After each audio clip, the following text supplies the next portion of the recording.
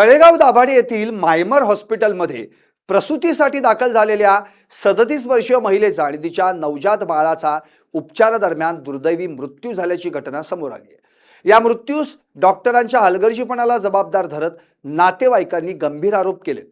प्रसूतीसाठी रुग्णालयात दाखल झाल्यानंतर उपचारादरम्यान महिला आणि नवजात बाळाचा मृत्यू झाल्यानं नातेवाईक संतप्त झाले। तर जोपर्यंत मायमर हॉस्पिटल विरोधात गुन्हा दाखल होत नाही तोपर्यंत मृतदेह ताब्यात घेणार नाही असा आक्रमक पवित्रा नातेवाईकांनी घेतला।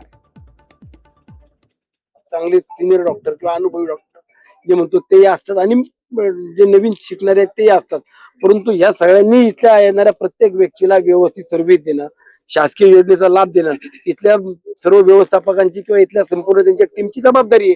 तर ती जबाबदारी झटकून फक्त यांनी कमर्शियल विचार करून जर इथं काम करत असतील तर बंद करायचं आम्हाला वेळ लागणार। माझं काम आहे, परंतु उद्या अजून 10 पेशंट इथे येतात त्यावेळेला यांची पण अनेक नाटकं सुरू असतात, पुढे काहीतरी सापडतील। आता एकाने होणार नाही, पुढच्या वेळेला मी आहेत ना, आज एखादा जीव गेलाय त्याची त्यांना सुद्धा न्याय द्यायची जबाबदारी माझी, मी ती करणार पार। 12 वाजता इथं होते हे सुद्धा काही वेळेला माहिती येते, परंतु मी परत सांगतो तुम्हाला की मलाही इथं कायम नागरिकांकरता यावं लागतं, अनेक पेशंट येतात त्यांच्याकरता उभं राहावं लागतं।